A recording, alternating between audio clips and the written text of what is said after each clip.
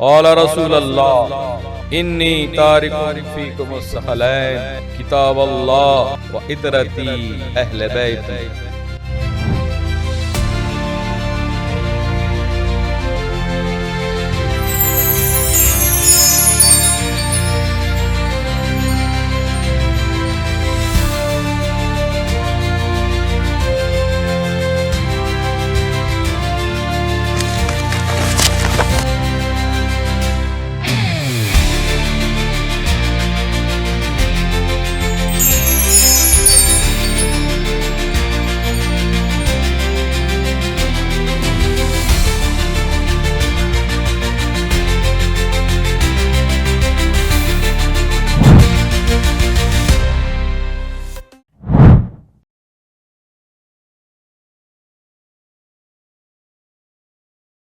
اعوذ باللہ من شر الشیطان اللعین الرجیم، بسم اللہ الرحمن الرحیم، الحمد للہ رب العالمین، الصلاۃ والسلام علی رسولہ الکریم اہل بیتہ الطیبین الطاہرین واصحابہ المنتجبین، اما بعد۔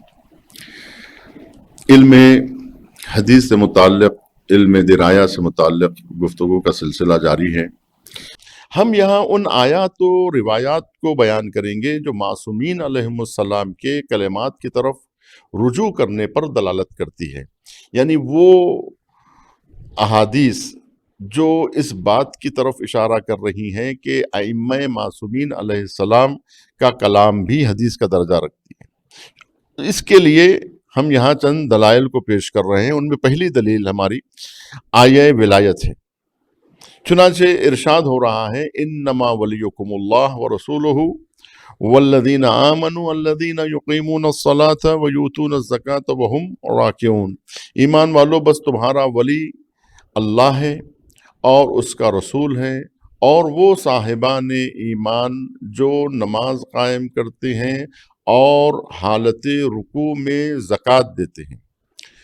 تمام محدثین اس بات کے قائل ہیں کہ یہ آیت اس وقت نازل ہوئی جب حضرت علی علیہ السلام نے نماز کی حالت میں اپنی انگوٹھی فقیر کو صدقے میں دیا تھا۔ بنابراً خداوند عالم پیغمبر اکرم صلی اللہ علیہ وآلہ وسلم اور امیر المومنین علیہ السلام تمام مومنین کے ولی اور سرپرست ہیں۔ ہر ایک کا فریضہ ہے کہ وہ اپنے تمام کاموں میں اپنے ولی اور سرپرست کی طرف رجوع کرے۔ چنانچہ یہ ایک آیت اس استشہاد میں پیش کی جاتی ہے۔ اور دوسری جو آیہ کریمہ ہے وہ ہے آیہ ہدایت۔ پہلی آیت آیہ ولایت تھی اور یہ آیت آیہ ہدایت ہے، جس میں ارشاد ہو رہا ہے کہ انما انت منذر ولکل قوم ہاد۔ چنانچہ فخر رازی اپنی کتاب میں کہتا ہے کہ رسول اکرم صلی اللہ علیہ وآلہ وسلم نے اپنے سینے پر ہاتھ رکھ کر فرمایا، میں ڈرانے والا ہوں، اور علی ابن ابی طالب کی طرف اشارہ کر کے فرمایا کہ اے علی، تم رہنما ہو، لوگ تمہارے ذریعے ہدایت پائیں گے۔ رہبر اور رہنما کی طرف رجوع کرنے کی اہمیت کسی پر پوشیدہ نہیں۔ آیہ تطہیر، آیہ مباہلہ، علم الکتاب والی آیت، اولو الامر والی آیت، یہ تمام آیتیں اس بات کی گواہ ہیں۔ اور وہ آیت کہ جہاں اہل ذکر سے سوال کرنے کے لیے کہا گیا، اس کے علاوہ اورثنا الکتاب والی آیت، ہر آیت اس بات پر دلالت کر رہی ہے کہ مسلمانوں پر واجب ہے کہ اہل بیت علیہم السلام کے کلام سے اور تمسک اختیار کریں، اہل بیت علیہم السلام کے کلام سے تمسک اختیار کریں، بلکہ اس آیہ کریمہ کے تحت جس نے پیغمبر اکرم صلی اللہ علیہ وآلہ وسلم کی اطاعت کی، اس نے گویا خداوند عالم کی اطاعت کی۔ اطیعوا اللہ و اطیعوا الرسول، من اطاع الرسول فقد اطاع اللہ۔ پیغمبر اکرم صلی اللہ علیہ وسلم کے کلام اور خداوند عالم کے کلام میں کوئی فرق نہیں ہے، دونوں پر ایک ہی طرح سے عمل کرنا چاہیے۔ یقیناً احادیث جاننے کی اتنی زیادہ اہمیت ہے کہ محدث بزرگ حسین ابن عبدالصمد شیخ بہائی جو معروف ترین عالم دین ہیں، اس کو اہم ترین واجبات میں سمجھتے ہیں، اور ہمیں بہت ساری روایات میں متنبہ کیا گیا ہے کہ ہم رجوع کریں، سردست چند روایات پر ہم اکتفا کرتے ہیں۔ چنانچہ یہ حدیث امام صادق علیہ السلام سے منقول ہوئی ہے۔ امام صادق فرماتے ہیں اعرفوا منازل شیعتنا بقدر ما یحسنون من روایاتہم عنا۔ امام صادق فرماتے ہیں کہ ہمارے شیعوں کے مقام اور منزلت کو اس سے پہچانو کہ انہوں نے ہماری کتنی احادیث نقل کی ہیں، کتنی احادیث حاصل کی ہیں ہماری۔ جو شخص جتنی زیادہ روایات نقل کرے گا اور جس قدر روایات ہم سے حاصل کرے گا، اس کی اہمیت اسی قدر ہوگی۔ اور ہم ان میں سے کسی کو فقیہ نہیں سمجھتے مگر یہ کہ وہ روایات کو سمجھنے کی صلاحیت رکھتا ہو، روایات کو پڑھنے، سمجھنے اور اس کے نکات کو سمجھنے کی صلاحیت رکھتا ہو۔ یہ بہت ضروری ہے۔ اگر کوئی فقیہ، کوئی مجتہد یا کوئی مرجع روایات کو سمجھنے کی صلاحیت نہیں رکھتا ہے تو پھر وہ فتویٰ نہیں دے سکتا ہے۔ فتاوی دینے کی انہی کو اجازت حاصل ہوتی ہے کہ جو روایات معصومین علیہ السلام سے استفادے کی صلاحیت رکھتے ہوں۔ چنانچہ دوسری جو روایت ہے کہ پیغمبر اکرم صلی اللہ علیہ وسلم سے اسی طرح کافی روایت نقل ہوئی ہیں کہ جو بھی میری امت سے 40 احادیث حفظ کرے گا، من حفظ من امتی 40 حدیثا، کہ جو میری امت سے 40 حدیثوں کو حفظ کرے گا اور اس سے فائدہ اٹھائے گا، خداوند عالم ایسے شخص کو فقیہ عالم مبعوث کرے گا۔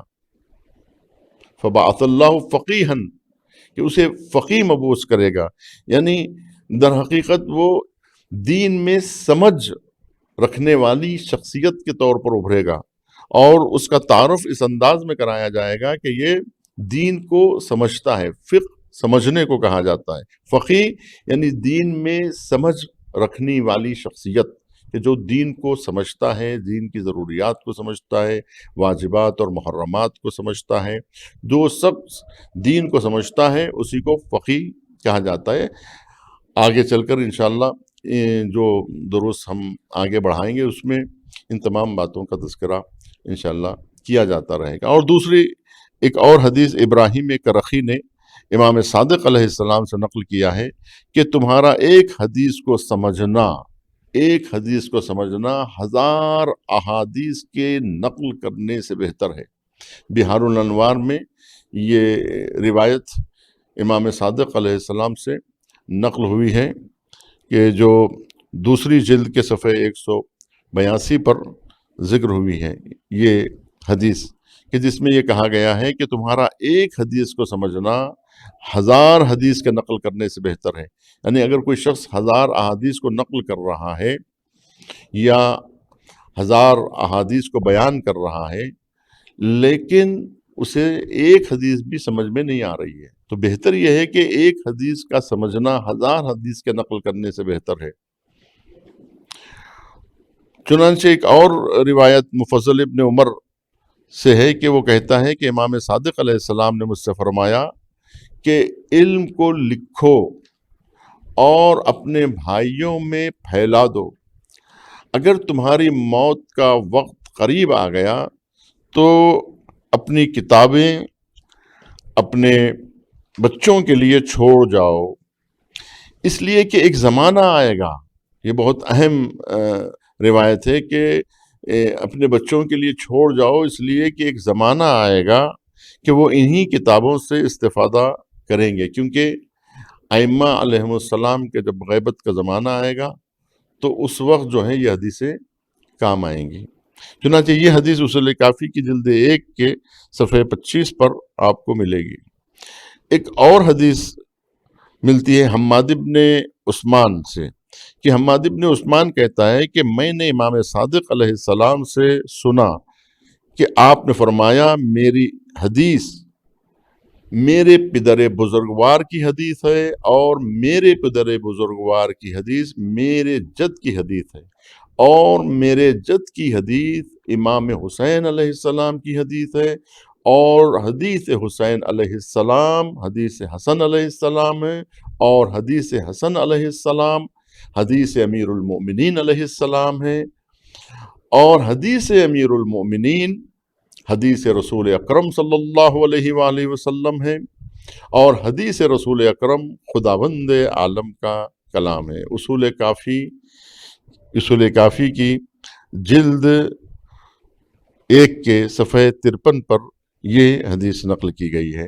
اور آخری حدیث جابر کہتے ہیں کہ امام باقر علیہ السلام نے فرمایا کہ امام سے حلال و حرام کے بارے میں ایک حدیث کا نقل کرنا، ایک حدیث کا حاصل کرنا دنیا و ما فیہا سے بہتر ہے۔ وصدق اللہ علی العظیم وصدق رسولہ الکریم وآخر دعوانا ان الحمد للہ رب العالمین۔